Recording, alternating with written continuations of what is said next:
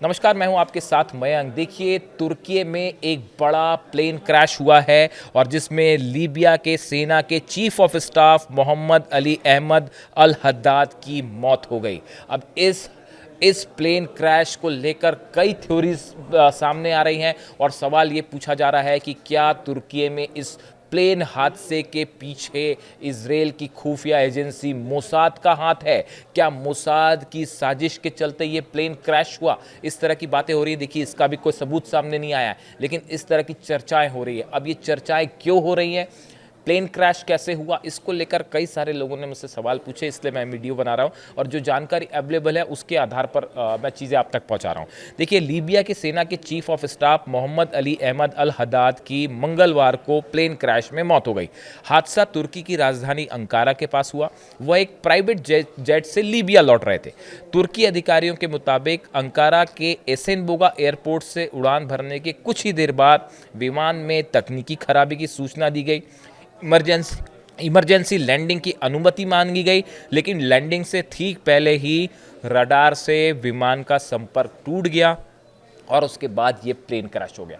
कुछ तस्वीरें भी हैं जिसमें एक बड़ा फ्लैश ऑफ लाइट दिखाई दे रहा है। देखिए, यहाँ पे साजिश की जो बात हो रही है, वो कुछ लोग ये दावा कर रहे हैं जो वहाँ मौजूद थे, जिन्होंने देखा, उन्होंने कहा कि क्रैश के पहले ही एक बड़ी एक फ्लैश हुआ, एक बहुत ही बड़ा जो है वो लाइट दिखाई दी। और कुछ लोगों का कहना है कि क्या प्लेन में ब्लास्ट हुआ क्रैश के पहले?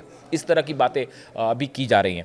अब देखिए, Mohammad Ali Ahmed al Haddad जिनकी बात हो रही है, जिनकी मौत हुई, जो कि लीबिया की सेना के चीफ ऑफ स्टाफ थे।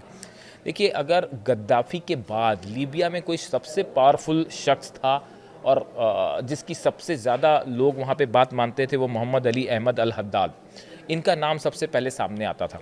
अब इनके बारे में हम जरा शॉर्ट में समझें, उसके बाद हम मोसाद वाली बात पे आएँ।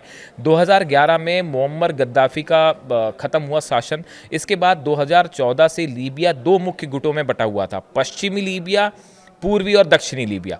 पश्चिमी लीबिया की राजधानी त्रिपोली है, जहां अंतर्राष्ट्रीय स्तर पर मान्यता प्राप्त जो गवर्नमेंट है, नेशनल यूनिटी जेएनयू कहलाती है, जो गवर्नमेंट ऑफ नेशनल यूनिटी है। अल हद्दाद जेएनयू के मिलिट्री लीडर थे, जो तुर्की इनका सपोर्ट करता है, जिनकी मौत हुई है।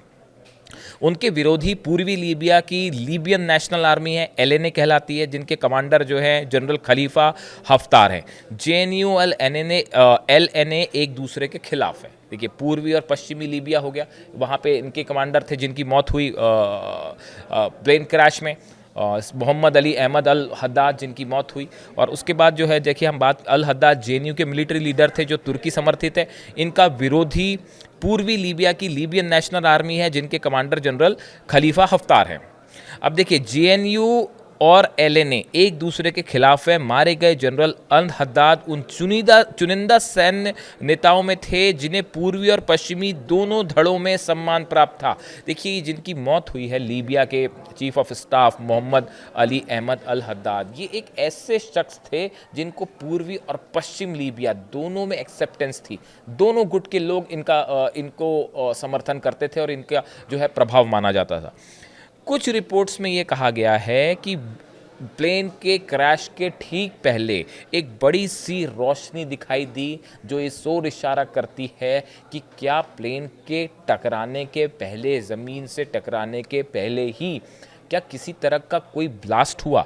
अगर यह सुनिश्चित हमला था तो इसके पीछे किसका हाथ है? ये वो सवाल है जो बार बार पूछा जा रहा है। एक साधारण सा जो है इसमें जो है शक की सुई वो एलएनए की तरफ है, यानी कि जो राइवल गुट है पूर्वी लीबिया का, जैसा मैंने आपको बताया, लीबियन नेशनल आर्मी, उनके चीफ और उस गुट के ऊपर इनका के ऊपर शक जाता है।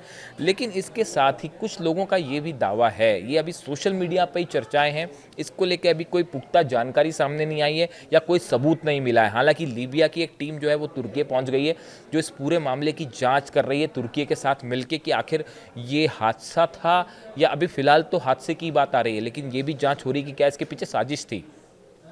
देखिए, कुछ लोगों का सोशल मीडिया पे और अनौपचारिक रूप से जो चर्चाएं हैं, उसमें ये दावा है कि इजराइल की जो खुफिया एजेंसी है मोसाद, क्या उसका हाथ हो सकता है इस प्लेन क्रैश के लिए? देखिए, ये कहा जा रहा है, पिछले कुछ समय से कहा क्या जा रहा है, आप सब जानते ही होंगे कि तुर्की और इजराइल के बीच में संबंध तेज़ी से ख़राब हुए हैं पिछले कुछ समय में। जिस तरह से सीरिया में तुर्की के एक बड़े हथियारों के कंसाइनमेंट को इसराइल के फाइटर जेट्स ने निशाना बनाया, इस तरह की खबरें आई।